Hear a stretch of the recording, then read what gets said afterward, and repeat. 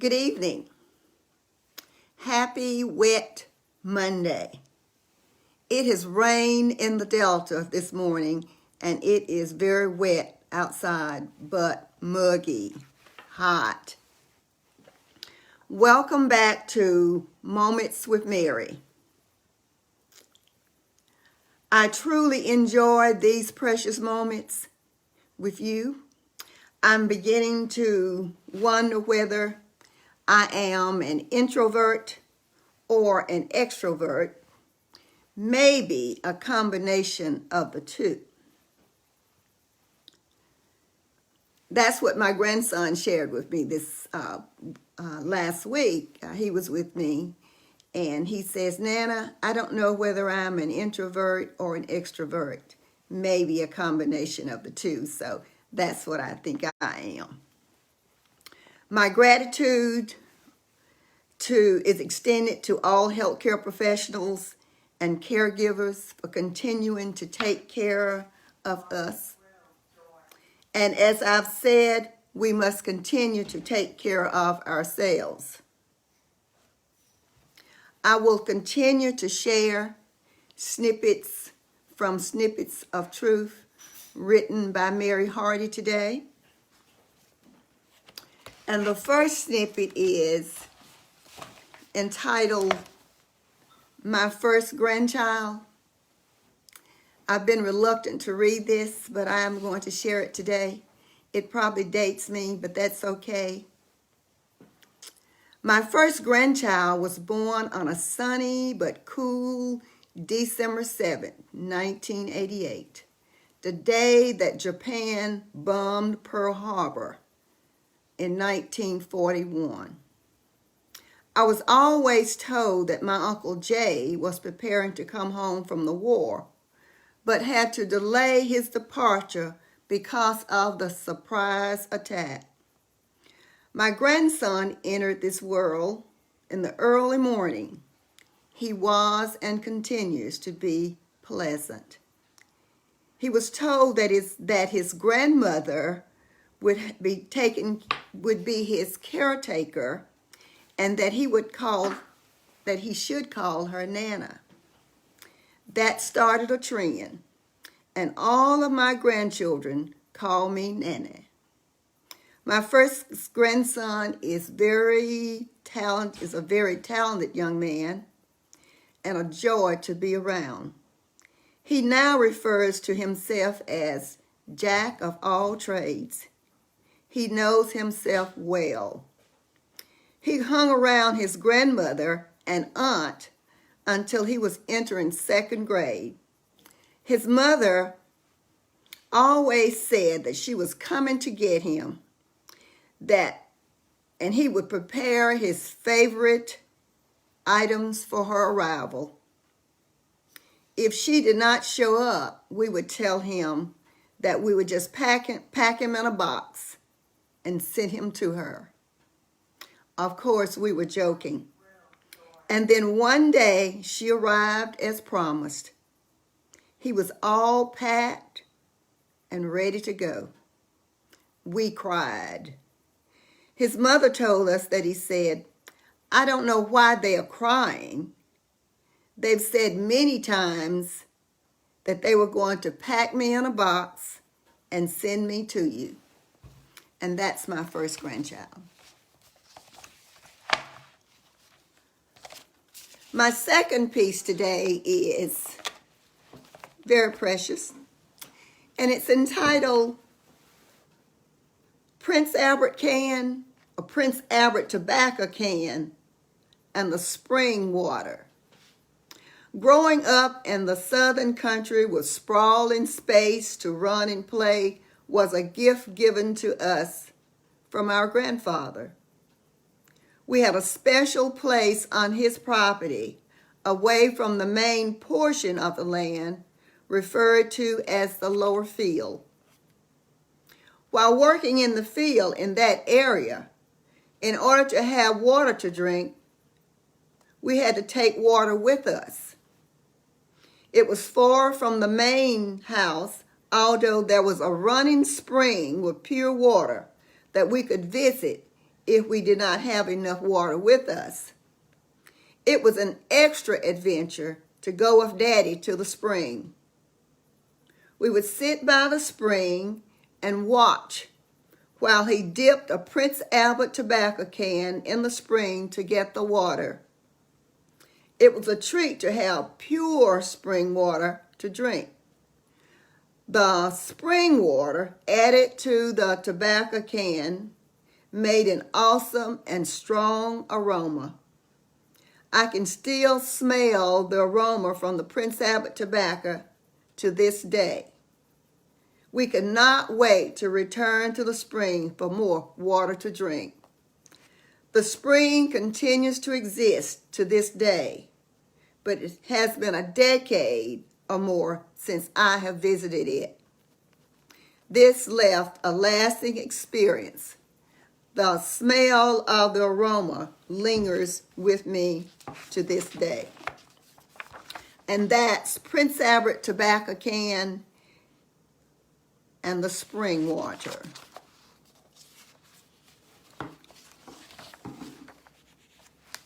And the next piece is a daughter's story. We always enjoyed visiting our grandparents, despite my mama's reluctance to drive. The gigantic lawn and the huge trees that provided shade in the summertime created a perfect place for us to run and play. When we were younger, my mom would allow us to take our tricycles and other toys for entertainment. We stopped at McDonald's on the way to visit our grandparents' home. We had to have one or two of those mouth-watering burgers and fries. They were always good. After we had devoured the food, it was time to continue traveling to our grandparents' house. It always seemed to take forever to get there. Grandmother appeared to always enjoy our visits to her house. She prepared the best meals, which often included fluffy biscuits and spicy homemade sausages that would melt in your mouth. Her homemade jelly would keep you coming back for more. We didn't get the opportunity to spend much time with our grandparents, just weekends. And you know how short they are. We always left Sunday afternoon so we could get home before dark. Mama didn't like to drive at night. We were always sad because we knew it would be a long time before we returned. And I'm sure that's written for my daughters. It says a daughter's story, so it had to be the granddaughter, my girls' story about visiting their grandparents. And this is the parent story. It must be my point of view. It says almost every summer, or my mother's point of view, almost every summer, our three girls would journey to their grandparents' house for a week of fun with their cousins and friends. They looked forward to this visit because it was a time for them to play outside until dark and get fresh popcorn popped on the stove by their second oldest aunt. My mother and father always made sure that they followed our rules, even in their house. My youngest daughter would always try to convince my parents to do something she knew her father and mother would object to. One time in particular, my daughter wanted to go to church to help her aunt Dot, but my mother was very strict and always made sure if they left with her, you stayed with her. Since my mother could not reach me to ask if I'd allow my daughter to go, she had to stay at home with my mother. My daughter often says that she cried and cried and received her first and last spanking from her grandmother Smith. As my youngest daughter got older, she tried to get out of going to church on Sundays while visiting her and would leave her Sunday clothes at home. One thing was always understood: you went to church on Sundays, regardless of whether you wanted to or not. She had to go to church without her Sunday clothes. After all, she was dressed. And that's I guess that's my story, my point of view as I read it. And this piece is entitled Toe Stickers. You know, some time ago, we called thongs toe stickers. So I had a pair of toe stickers. And as I'm reading this, it says thongs, toe stickers, as we call them. As footwear are designed to be worn, not to be buried in white sand among rows of cotton in a cotton field. So several years ago, when thongs were new to me, I had a baby blue pair that I purchased from an outside job, maybe chopping cotton, for a nearby farmer. However, I did not keep the footwear for a long time. As my sisters and I were chopping cotton on a hot, sunny day on a sandy hillside in view of the family home, I took a break from chopping cotton, pulled my toe stickers off, heaped a pile of white sand, and buried my pair of baby blues in it. I never found them again, not even after digging and digging deep into the sand. They were lost, really lost. While attempting to find my toe stickers, my tender, small hands spread and smoothed a pile of white sand.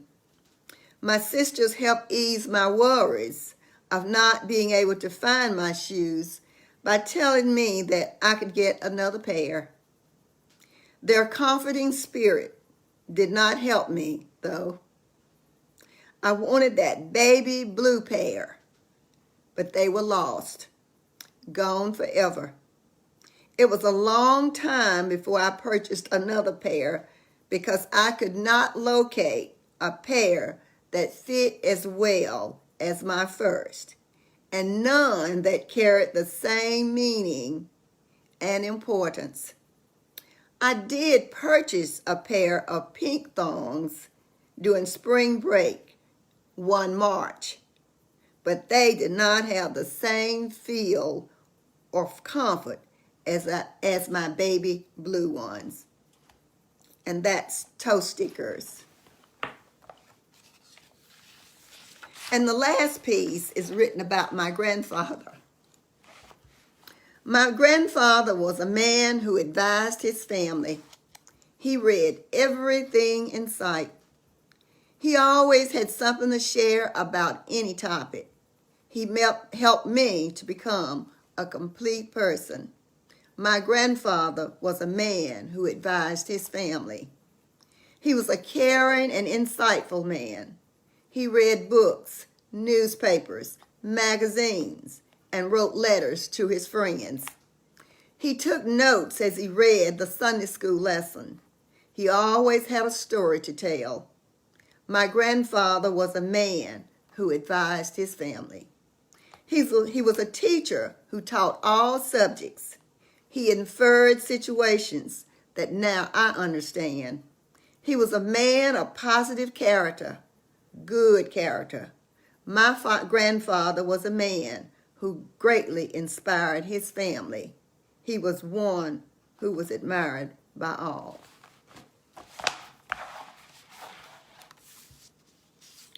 And those snippets, as I've said, were written by Mary Hardy. If you'd like to purchase this book for yourself, you can go to Amazon.com and it's there. So on today, I want to really thank you for listening and watching. Please be cautious and take care of yourselves. Mask, laugh, exercise, have some fun. Continue to speak with dignity. Pray for peace and justice. Keep calm and carry on with caution. Pray for my mom and family. And again, I want to thank you for listening and watching. I love you. Betty Coleman, I see you out there. Thank you. I hope to see you on Friday. I love you, and goodbye.